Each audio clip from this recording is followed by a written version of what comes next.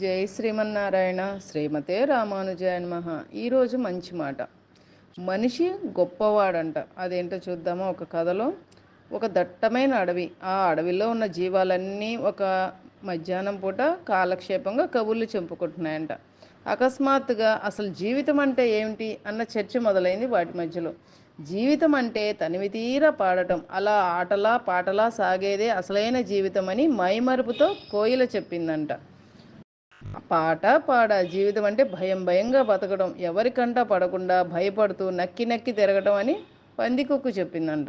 అబ్బే అంత భయపడటం ఎందుకు, జీవితం అంటే అందం, జీవితం అంటే సంతోషం అంటూ రెక్కలు చాస్తూ గిరగిరా తిరుగుతూ చెప్పిందంట ఓ అందమైన సీతాకోచిలుక. నిరంతరం అలా తిరుగుతూ ఉంటే ఇక పని చేసేది ఎప్పుడు? అసలు జీవితం అంటేనే పని, పని చేయకపోతే జీవితానికి అర్థమే లేదు అని చెప్పిందంట ఒక తేనెటీగ. నువ్వు చెప్పింది ముమ్మాటికి నిజం. సంతోషం సంగతి పక్కన పెట్టండి, నిరంతరం పని చేయకపోతే జీవించి ఉపయోగం లేదని అని చెప్పిన తేనెటీగ మాటలను బలపరిచింది చీమ. ఇంతలో మీతో నేను ఏకీభవించను అంటూ గంభీరంగా ఓ స్వరం వినిపించింది. ఆ స్వరం ఎక్కడదా అని పైకి చూశారంట ఈ జీవాలన్నీ. అక్కడ ఒక గద్ద కనిపించింది. జీవితం అంటే స్వేచ్ఛ, అల్లంత ఎత్తున ఆకాశంలో తిరుగుతూ కిందకి చూస్తుంటే ఆ మజానే వేరు అంటూ ఆకాశంలో ఎగురుతూ చెప్పింది గద్ద.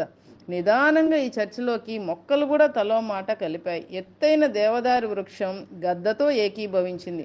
అడవి పూలేమో చీమను బలపరిచాయి. గులాబీ మాత్రం అందమే ముఖ్యమన్న సీతాకోక చిలక మాటలను బలపరిచింది. ఈ హడావిడంతా చూసి పైనున్న మబ్బులు కూడా గొంతు కలిపాయి. జీవితం అంటే కన్నీళ్లు, కష్టాలు, ఊహించని విపత్తులు అంటూ సాగిపోయాయి మబ్బులు. మబ్బులు మాట్లాడటం చూసి నదులు కూడా అరిచాయంట. అదేమీ కాదు, జీవితం అంటే ఓ అంతులేని ప్రవాహం అంటూ ముందుకు ఉరికింది నది. అలా జీవితం అంటే ఏమిటంటూ నిదానంగా మొదలైన చర్చ ఓ భీకరమైన వాదన కిందకి దారితీసింది. అన్ని జీవాలు కలగాపలకంగా అరుచుకోవడం మొదలుపెట్టాయి. ఇంతలో ఆకాశవాణి చెప్పింది, మీరు చెప్పిన జవాబులన్నీ అసంపూర్ణంగా ఉన్నాయి. నిజానికి జీవితం అంటే ఏ ఒక్క లక్షణమో కాదు. అందం, ఆటపాట, సంతోషం, స్వేచ్ఛ ఒకవైపు, కష్టం, బాధ, కన్నీరు, భయం, పని మరోవైపు సమంగా ఉండేదే జీవితం అంటే. అలాంటి జీవితాన్ని అనుభవించే అదృష్టం ఒక్క మనిషికి మాత్రమే అని చెప్పింది ఆకాశవాణి.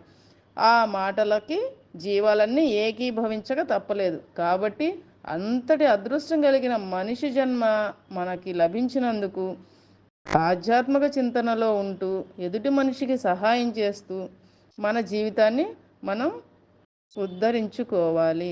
జై శ్రీమన్నారాయణ.